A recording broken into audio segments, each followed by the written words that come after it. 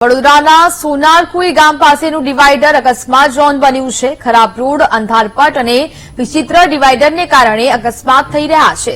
સોનારકુઈ divider પાસે છેલ્લા 15 દિવસમાં 6 થી વધુ અકસ્માત સર્જાયા। બુધવારે રાત્રે કાર ડિવાઈડર સાથે ધડાકાભેર અથડાઈ હતી। કાર ડિવાઈડરની ઉપર ચડી જતા ભારે નુકસાન પહોંચ્યું છે। સદનસીબે ઘટનામાં કાર ચાલકને કોઈ જ ગંભીર ઇજા નથી પહોંચી। ડિઝાઇનની ખામીને લઈને વાહન ચાલકો અકસ્માતનો સતત ભોગ બની રહ્યા છે।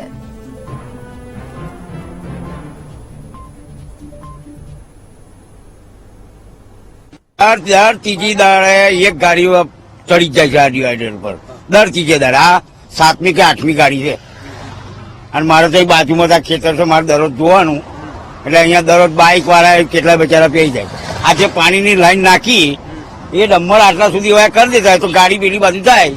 અત્યારે શું કશું આંકડા બાકડા કશું કાઢવા આવતા નહીં। આ પાણીની લાઈન જોવો તમે કેટલો પડી રહ્યો કચરો, એ જીસીબી મારી ત્યાં સુધી આટલું કરાવી દો ને તો આ રોડ થઈ જાય ડબલ। સર રોડ જરૂર છે મકતો કરવા માટે, એ કરતા નથી। પ્લસ કે બમ્પ નહીં અહીંયા, કે કોઈ બોર્ડ નહીં માર્યું કે અહીંયા ગાડી ધીરી પડે એમ। જે ગાડી જેટલી સ્પીડમાં આવતી હોય એટલી સ્પીડમાં જ ઠોકાય છે। 60ની સ્પીડમાં તો 60ની સ્પીડ પર જ આ ડિવાઈડર ઉપર ચડી જાય છે ગાડી। એટલે અહીંયા કોઈ બોર્ડ બી નહીં કે બમ્પ બી નહીં, એટલે અહીંયા બમ્પ કાં તો બોર્ડ મારો અને કાં તો રોડ મકતો એ બાજુ કરો। સિંધરોટ ગામથી વડોદરા પ્રવેશતા રોડ ઉપર કોર્પોરેશનના રોડ વિભાગની ક્ષતિના કારણે અનેક લોકો અકસ્માતનો ભોગ બની રહ્યા છે।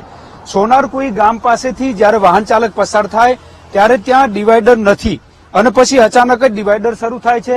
રોડની એકેય સાઈડમાં સૂચનાના બોર્ડ પણ મૂકવામાં નથી આવ્યા કે અહીંયા ડિવાઈડર શરૂ થાય છે। છેલ્લા 15 દિવસની અંદર 6 થી વધારે કારનો અકસ્માત આ ડિવાઈડર સાથે થયો છે। આપણા દ્રશ્યો જોઈ રહ્યા છો, ગઈકાલે પણ રાત્રે એક કારનો અકસ્માત થયો અને આ ડિવાઈડર ઉપર કાર ચડી ગઈ હતી। કારના કેટલાક પાર્ટ્સ પણ અહીંયા પડ્યા છે।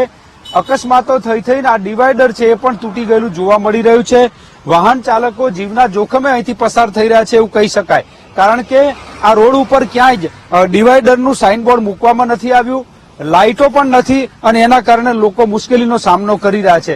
અકસ્માતની વણઝાર સર્જાઈ રહી છે।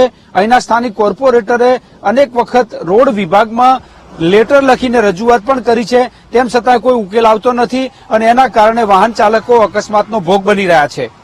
કેમેરામેન કિશોર ક્ષીરસાગર સાથે માનુ ચાવડા, વીટીવી ન્યૂઝ, વડોદરા।